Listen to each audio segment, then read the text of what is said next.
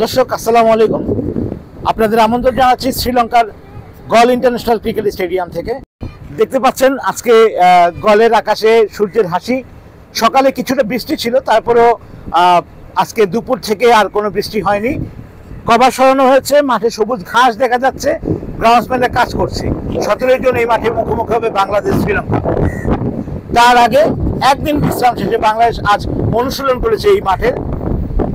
সকালে 10টায় অনুশীলন করার কথা ছিল, তার নির্ধারিত সময়ের 1 ঘন্টাকেই বাংলাদেশকে মাঠে চলে আসে। একে একে সবাই গাড়ি থেকে নেমে গেলেও সেখানে ছিলেন না মেহেদী হাসান মিরাজ। পরে জানা যায় দুঃসংবাদটি, তিনি জ্বরে আক্রান্ত। তার জ্বরের সমস্যাটি ছিল দেশ থেকে শ্রীলঙ্কায় আসার পর তার জ্বরটি বেড়ে যায়, যে কারণে তাকে বিশ্রাম দেওয়া হয়েছে। সেই সঙ্গে সঙ্গে রাখা হয়েছে নিবিড় অবজারভেশন। কারণ গোটা দুনিয়া জুড়ে আবারও করোনা আতঙ্ক শুরু হয়েছে, আর শ্রীলঙ্কায় আছে চিকুনগুনিয়ার একটি ভয়, যে কারণে মিরাজকে আরো পরীক্ষা নিরীক্ষা করে ছাড় দেওয়া হবে। যদিও দলের প্রধান কোচ ফিল সিমন সংবাদ মাধ্যমকে জানিয়েছেন যে মিরাজ হয়তো কাল থেকে অনুশীলন শুরু করবেন। He was a lot better in the last couple of days. We'll see how he is this evening when we get back, and after the medication he's been given, and hopefully he'll be able to practice tomorrow and be ready. তিনি আগের চেয়ে অনেক ভালো আছেন।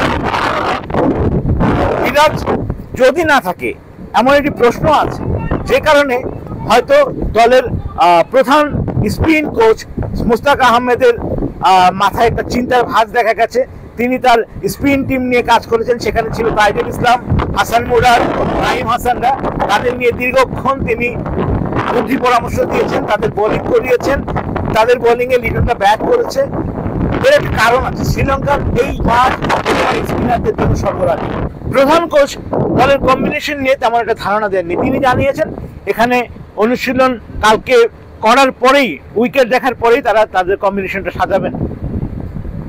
অন্যদিকে প্রশ্ন হচ্ছে বাংলাদেশের ওপেনিং নিয়ে, কে করবেন বাংলাদেশের ওপেনিং। শোনা যাচ্ছিল সাদমান ইসলাম অনিকের সাথে দলের অধিনায়ক নাজমুল ইসলাম শান্ত ওপেনিং আসতে পারেন, হাল ধরতে পারেন অধিনায়ক ওপেনিং এর। সেই ক্ষেত্রে দলের সঙ্গে থাকা আরেক ওপেনার এনামূলক বিজয়কে হয়তো 3-এ দেখা যেতে পারে, মমিনুলকে 4-এ। তবে এই সব কিছুই নির্ধারিত হবে আগামীকাল শেষ অনুশীলনের পরে উইকেট দেখি। এই গল স্টেডিয়ামে বাংলাদেশের 2 ধরনের স্মৃতি রয়েছে। যেমন 2013-তে বাংলাদেশ এখান থেকে সুখ স্মৃতি নিয়ে গিয়েছিল।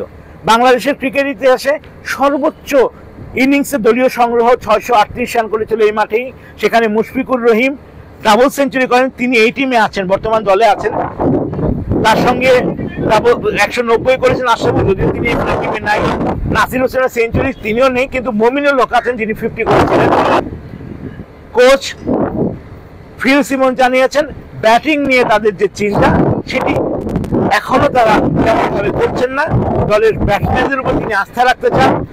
তার বিশ্বাস এখান থেকে তারা শিখবে, নতুন দল, নতুনভাবে তারা অনেক কিছু করার চেষ্টা করবে এবং দলের জন্য অবদান রাখবে। আমরাও বিশ্বাস করি বাংলাদেশ গল থেকে ঘুরে দাঁড়াবে, আরেকবার নিজেদের পথ খুঁজে পাবে।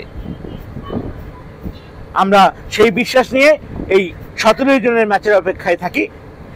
শ্রীলঙ্কা থেকে বাংলাদেশ টিমের সব ধরনের আপডেট জানাবো আমি Ishtiaq Parvez, senior sports reporter, দৈনিক মানবজমিন।